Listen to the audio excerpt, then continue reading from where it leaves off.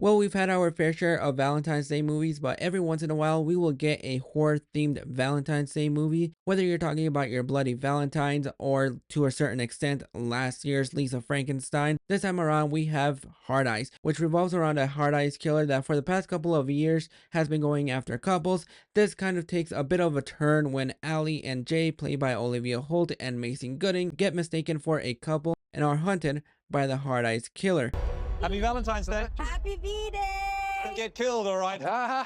What was... Why would he say that? Going into this movie, I honestly just saw the teaser trailer. I tried to stay away from the trailers of this movie as much as I possibly could because I wanted to go into this movie as blindly as I could. So when I heard that this movie was campy, that shouldn't have surprised me because one of the writers of this movie is Christopher Landon, who directed Freaky and 2 Happy Death Day movies. So it shouldn't really surprise me that it was going to take that turn. And if you really enjoyed Lisa Frankenstein, I think you're going to enjoy this movie because it is basically the same tone for this movie and a little bit better than that movie. The thing that I really enjoyed about this movie was the pairing between Olivia Holt and Mason Gooding.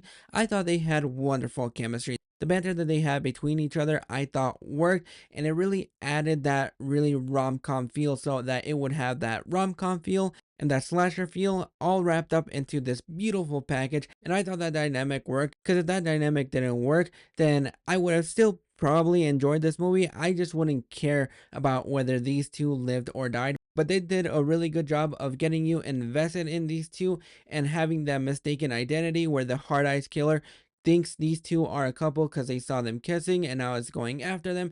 That just dynamic right there and that little witty banter that they had between one another absolutely worked for me, and the humor in this movie worked for me as well. As soon as the movie begins and you hear the song that is playing over the logos, you know exactly what kind of movie this is. It doesn't take itself too seriously. It knows exactly what it is, and I really enjoy that. It's kind of like 2023's Thanksgiving, where it doesn't take itself too seriously. It knows exactly what kind of movie it is, and it just goes for it. This is one of those times that I'm so thankful that I'm not lactose intolerant because this movie is just layered with cheese, and I absolutely loved that about this movie. The fact that it's kind of new and kind of refreshing, just the way that the hard eyes killer looked I thought was menacing, and it really did bring out the fear of you, the fear that it could be anywhere around you. And I just really loved the way that he looked. Plus the kills in this movie were well done. There were some creative kills here and there, but I wanted a little bit more because you did get some really fun kills, especially in the opening, and a great scene in the drive-in that I thought just looked beautiful were also much fun to see, and it worked when they were on screen. But the kills happen so far in between, and you don't really get a lot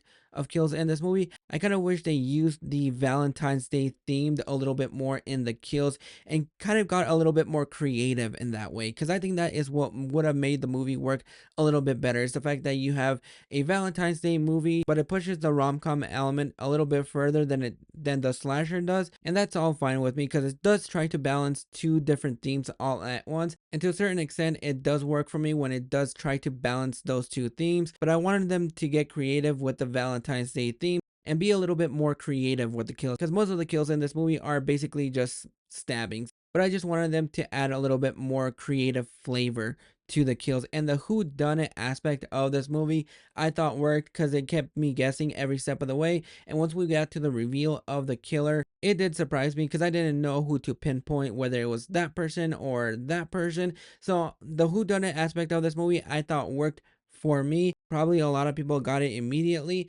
but I also like the motive of this movie. It kind of kept it a little bit more refreshing, and if they did 15 more of these movies, I would be up for it because I just really enjoyed just what they were able to do with this killer. And if they're able to expand it a little bit more to where we have different characters and we're following different couples, it would make a really fun franchise to follow because I just really like the way that the hard eyes killer looks, and just the dynamic between Mason Gooding and Olivia Holt. They were fantastic. The kills in here, to a certain extent, were fun to see whenever they were happening. Just wish we had a little bit more of that. But those are my thoughts on Hard Eyes. Have you guys checked it out? Is this a movie that you enjoyed, or is this a movie that kind of left you a little disappointed? Drop your thoughts in the comments below, and I'll catch you guys for the next video.